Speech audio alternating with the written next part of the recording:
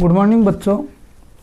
जैसा कि कल हम बात कर रहे थे हमारे चैप्टर नंबर 16 की 16 नंबर चैप्टर के अंदर मैंने आपको बताया था ब्रह्मांड एवं जैव विकास यूनिवर्स और जो लिविंग जो इवोल्यूशंस हैं उसकी बात हमने की थी। और आज का हमारा जो टॉपिक रहेगा वो रहेगा थ्योरी, सिद्धांत। देखिए ये चैप्टर ऐसे चैप्टर हैं आपको समझने की आवश्यकता है, इनके ज़्यादा नोट्स नहीं बन सकते, जितना आप समझोगे उतना ही फ़ायदा है। थ्योरी की बात करते हैं कि ब्रह्मांड की उत्पत्ति के बारे में क्या सिद्धांत जो हैं वो दिए गए हैं। थ्योरी क्या, सिद्धांत क्या दिए गए हैं। तो सिद्धांत की अगर हम लोग बात करते हैं तो सबसे पहला 1 नंबर सिद्धांत जो है वो है जैव केंद्रिकता का सिद्धांत। जैव केंद्रिकता का सिद्धांत। देखिए जैव केंद्रिकता के सिद्धांत की हम बात करेंगे, पूर्ण विस्तार से हम लोग बात करने वाले हैं इसकी कि ये क्या होता है।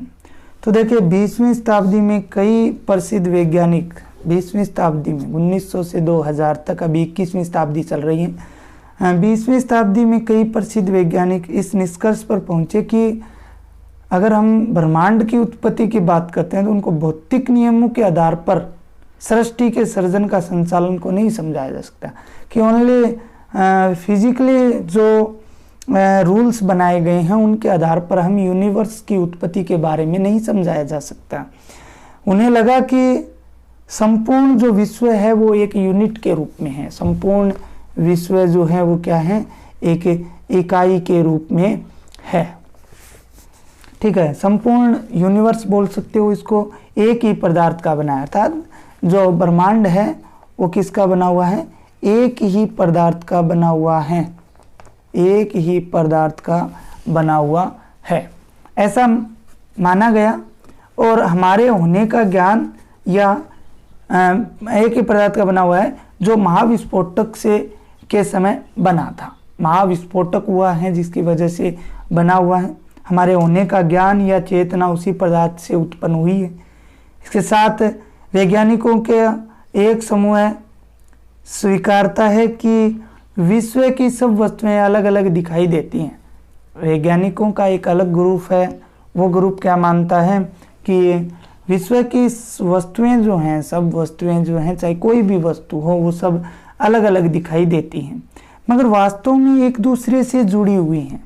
लेकिन क्या है, एक दूसरे से जुड़ी हुई, ये अलग बात है कि वो अलग अलग दिखाई देती हैं, लेकिन वो क्या है, एक दूसरे से जुड़ी हुई हैं, एक दूसरे से जुड़ी हुई हैं। इसके साथ ही अगर बात करें तो सबका अस्तित्व महासागर रूपी परम ब्रह्म बूंद के रूप की तरह होता है। अर्थात परमाणु अगर हम यहाँ शब्द यूज में लें एटम तो उससे होता है। ठीक है, तो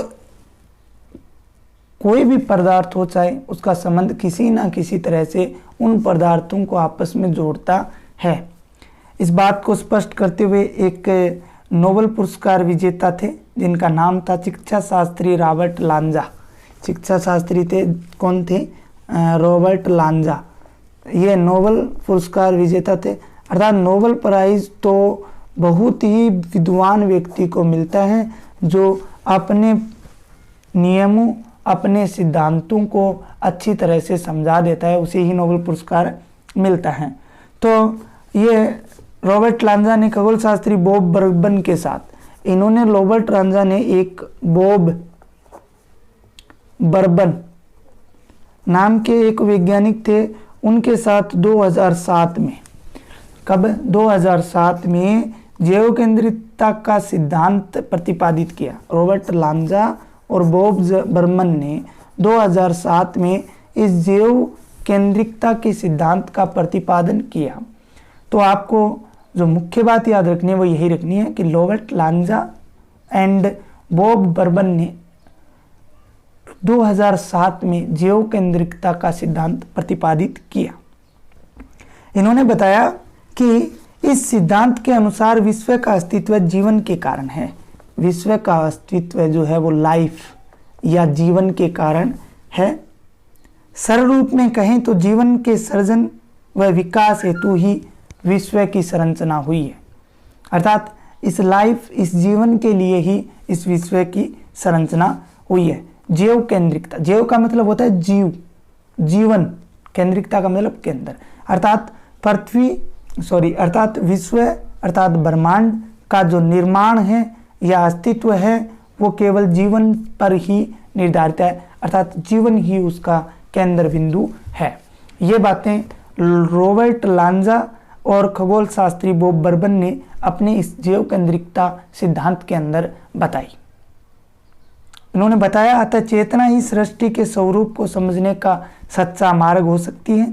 बिना चेतना के विश्व की कल्पना नहीं की जा सकती। अर्थात अगर जीवन नहीं होता तो इसकी कल्पना नहीं हो पाती।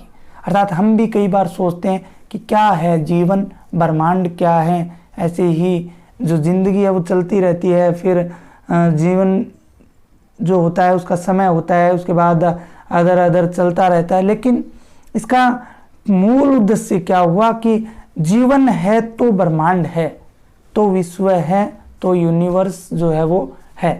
इसके बाद अगर हम बात करें, इस सिद्धांत में दर्शन शास्त्र से लेकर भौतिक शास्त्र के सिद्धांतों को भी शामिल किया गया। दर्शन शास्त्र, फिलोसॉफी जो है से लेकर जो भौतिक विज्ञान से संबंधित, भौतिक शास्त्र से संबंधित सिद्धांत थे उनको भी इसमें सम्मिलित किया गया। मानव की समतंत्र इच्छा शक्ति को निश्चितता व अनिश्चितता दोनों ही तरह से समझा नहीं जा सकता। विश्व के भौतिक स्वरूप को निश्चित मानने पर इसकी प्रत्येक घटना की पूर्व घोषणा संभव होगी, और अगर हम अनिश्चित मानने पर पूर्व कुछ भी नहीं कहा जा सकता। जगत में जीव निश्चित व अनिश्चित इच्छा का प्रदर्शन स्वतंत्र रूप से करता है। इसे जीव केंद्रिका द्वारा ही समझाया गया कि विश्व में, ब्रह्मांड में जीव निश्चित व अनिश्चित इच्छाओं का प्रदर्शन स्वतंत्र रूप से करता है। तो इसे इस जीव केंद्रिकता के सिद्धांत द्वारा ही समझाया गया। रॉबर्ट लांजा के विचार को प्राचीन रहस्यवादी विचारों से प्रभावित मानकर अधिकांश जो भौतिकविदों ने उस पर कोई ध्यान नहीं दिया। भाई जो फिजिक्स के ज्ञाता हैं उन्होंने रॉबर्ट लांजा के इस जीव केंद्रिकता के सिद्धांत को प्राचीन रहस्यवादी विचारों से प्रभावित मानकर इस पर ध्यान नहीं दिया। बाद में कई अन्य वैज्ञानिकों ने आधुनिक वैज्ञानिक तथ्यों के संदर्भ में जीव केंद्रिकता को समझाने का प्रयास किया। संबंधात्मक क्वांटम यांत्रिक को आधार मानकर अगर हम बात करें, इसके संबंधात्मक क्वांटम यांत्रिक को आधार मानकर दृढ़ भाषा में प्रस्तुत इसे किया गया। ठीक है ना, कौन सी है? संबंधात्मक क्वांटम यांत्रिकी को आधार मानकर दृढ़ भाषा में इसको प्रस्तुत किया गया। यही कारण कि विपुल विरोध के बाद जीव केंद्रिक सिद्धांत अभी भी विचार का विषय बना हुआ है। इसके कारण ही ये विचार जो है अभी भी इसके बारे में सोचा जा रहा है। जीव केंद्रिक सिद्धांत के अनुसार आइंस्टीन की स्थान व समय की अवधारणा कोई भौतिक अस्तित्व नहीं है, अपितु ये सब मानव चेतना की अनुभूतियां मात्र हैं। लांजा का मानना था कि चेतना को केंद्र में रखकर ही भौतिक की कई अबूझ पहेलियां जैसे हाइजेनबर्ग के अनिश्चयता का सिद्धांत, दोहरी जीरी प्रयोग तथा बलों के सूक्ष्म संतुलन, विभिन्न स्थिरांक व नियम का सजीव दृष्टि के अनुरूप होना आदि को समझाया जा सकता है। रॉबर्ट लांजा ने ये नियम दिया, उन्होंने जीवन को इसके बारे में बताया, केंद्र माना, लेकिन भौतिकियों ने इसको नहीं माना। तो इन्होंने बताया कि भौतिक विज्ञान से संबंधित जो रूल हैं, जैसे कि हाइजेनबर्ग का अनिश्चितता का सिद्धांत, दोहरी जीरी प्रयोग, अगर आप साइंस लेते हो आगे तो फिजिक्स में आपके आएगा कक्षा 12 में, दोहरी जीरी प्रयोग, बलों के सूक्ष्म संतुलन, विभिन्न स्थिरांक आदि नियम जो है उनका अगर हम माने तो उन्हें भूज पहलियों का केंद्र जो है वो चेतना ही है। यह रॉबर्ट लांजा का कहना था। वैज्ञानिक आइंस्टीन के समय से ही यूनिफाइड फील्ड थ्योरी के रूप में संपूर्ण भौतिकी को एक स्थान लाने के लिए प्रयास करते रहे। मगर अभी तक सफलता नहीं मिली है उनको। रॉबर्ट लांजा का कहना है कि जीवन को केंद्र रखने पर ही समस्या हल हो सकती है, लेकिन रॉबर्ट लांजा इस बात पे अड़े हुए हैं कि जीवन को केंद्र रखने पर इस समस्या का हल हो सकता है, बाकी कोई हल नहीं है। जैव केंद्रिकता सिद्धांतों के पक्षकारों का यह भी कहना है कि प्रकृति की प्रत्येक घटना मानव हित में घटित हुई लगती है। ये सिद्धांत के कुछ पक्षकार जो ये मानते हैं कि हाँ ऐसा हुआ है, वो मानते हैं कि ये घटना जो है प्रकृति की प्रत्येक घटना मानव हित में घटित हुई है। पृथ्वी पर अरबों वर्ष पूर्व हुए उल्कापात भी मानव हित में हुआ, जिसे डायनासोर के नष्ट होने के कारण स्तनधारियों का विकास बहुत तेज हुआ। उल्का अपने आकार से कुछ और बड़ी होती है, उससे उसके पृथ्वी के वायुमंडल में प्रवेश होते समय कोण कुछ अलग होता तो संपूर्ण जीवन नष्ट हो सकता था। वह उल्कापात मात्र एक दुर्घटना नहीं होकर प्रकृति की पूर्व नियोजित घटना थी, ऐसा कुछ पक्षधर मानते हैं। इसके अलावा व्हीलर जैसे भौतिक शास्त्रियों का ये कहना है कि वर्तमान से ही भूतकाल को निरूपित करता है, तो भी विकास को पूर्व नियोजित मानना होगा। जैव केंद्रिकता का सिद्धांत डार्विन के विकासवाद को स्वीकार नहीं करता। डार्विन जो था उसके विकासवाद को नहीं मानता। जैव केंद्रिकता सिद्धांत के अनुसार जीवन भौतिकी व रसायन शास्त्री किसी भी दुर्घटना का परिणाम नहीं हो सकता, जैसा कि विकासवाद मानता है। डार्विन द्वारा आकस्मिक घटनाओं के आधार पर जैव विकास को समझाना बच्चों के स्तर पर तो ठीक है, मगर वास्तव में बात उतनी सरल नहीं है। एक स्वनियोजित योजना मानने बिना जैव विकास को ठीक तरह से हम नहीं समझा सकते। तो जैव केंद्रिकता का सिद्धांत जो है वो डार्विन के जो विकास का सिद्धांत था उसको नहीं मानता है। तो इस प्रकार से अभी भी जैव केंद्रिकता का सिद्धांत जो है वो संशय में है। रॉबर्ट लांजा और बॉब बर्बन द्वारा दिया गया ये सिद्धांत जीवन को केंद्र इन्होंने माना, जो अभी तक संशय में है। इस पर विचार चल रहे हैं। भौतिकियों ने इसको नकारा है, लेकिन कुछ पक्षधर भी हैं इनके जो इस बात से सहमत हैं कि हाँ ऐसा हो सकता है।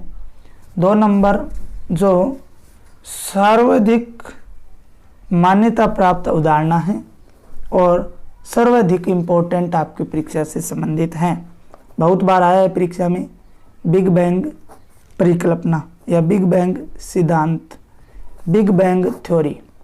सर्वाधिक मान्य सिद्धांत है ये, सर्वाधिक मान्य अवधारणा है और आपके परीक्षा से संबंधित भी सबसे इम्पोर्टेंट बात ये है। इसकी बात करते हैं। इसके बाद देखिए ब्रह्मांड की उत्पत्ति के विषय में वर्तमान सर्वाधिक मान्य अवधारणा यही है।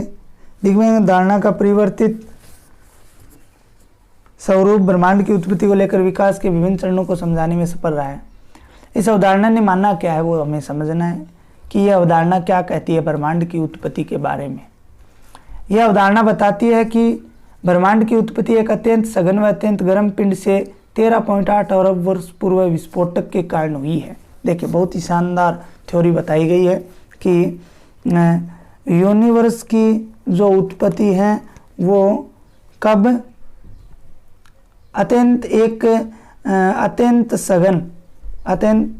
सघन व गर्म पिंड से 13.8 अरब वर्ष पूर्व हुई है।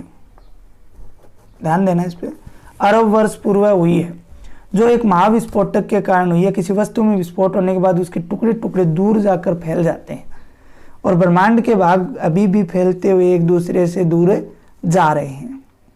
बिग बैंग अवधारणा के पक्ष में विज्ञान ने कई प्रमाण भी जुटाए हैं। ब्रह्मांड में हल्के तत्वों की अधिकता, अंतरिक्ष में सूक्ष्म विकिरणों की उपस्थिति, महाकाय संरचनाओं की उपस्थिति व हब्बल के नियम को समझाने में सफलता, ऐसे ही प्रमाण हैं। तो इस सिद्धांत से संबंधित विज्ञान ने भी कई प्रमाण दिए हैं कि हाँ इस प्रकार से हो सकता है। इस अवधारणा को महत्व मिलने का कारण यह है कि इसमें भौतिकी के किसी भी ज्ञात नियम की अवहेलना नहीं होती। भौतिक में जो भी नियम दिए गए हैं उनका ये जो सिद्धांत है ये विरोध नहीं करता है। विस्फोटक के बाद मानते हैं कि बिग बैंग अवधारणा विस्फोटक के बाद मानती है कि ब्रह्मांड ठंडा हुआ तब उस पर परमाणु कणों की उत्पत्ति हुई। उप परमाणु कणों से बाद में सरल परमाणु बने, परमाणुओं से प्रारंभिक तत्व बने।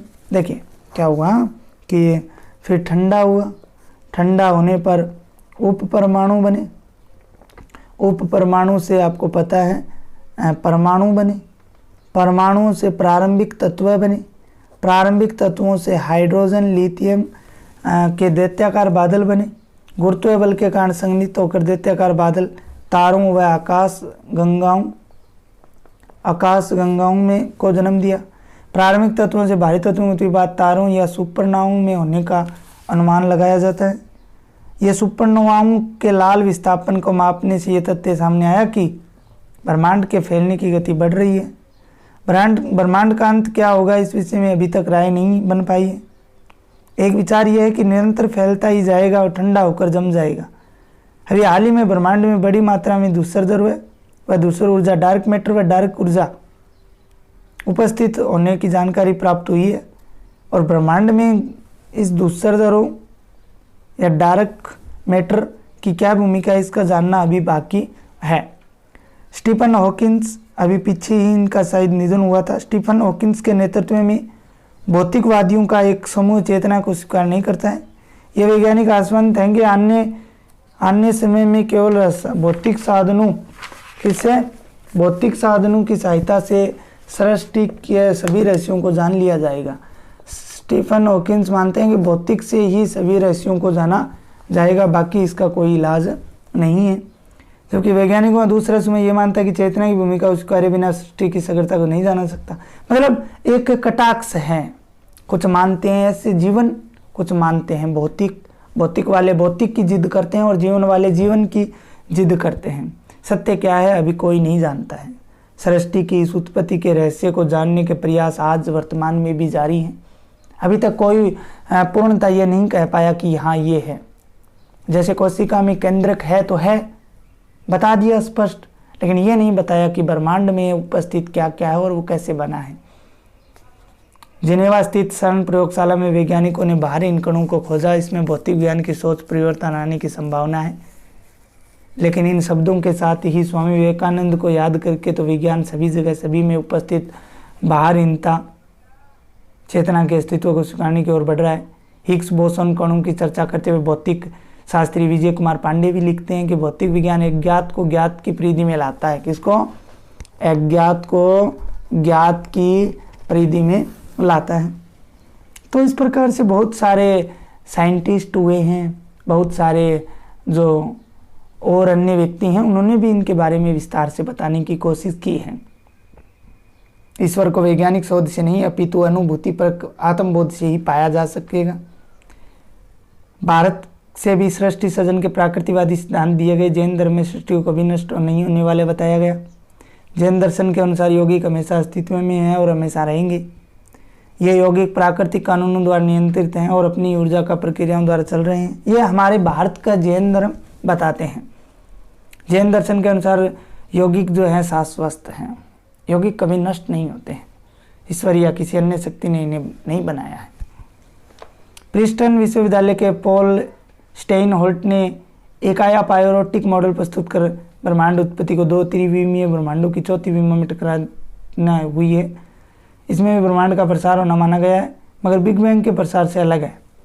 ब्रह्मांड की रबर की झिल्ली की तरह फैला माना गया है। ब्रह्मांड की संख्याएं एक दूसरे से दूर जा रही हैं, मगर बढ़ती दूरी का केंद्रीय बिंदु अभी तक नहीं मिला है। तो इस प्रकार से आपको बिग बैंग की अवधारणा बहुत ही अच्छी तरह से याद करनी है। कल हम जीव उत्पत्ति के भौतिक सिद्धांतों की बात करेंगे, आध्यात्मिक सिद्धांतों की बात करेंगे। दोनों सिद्धांतों पे हम लोग चर्चा करेंगे।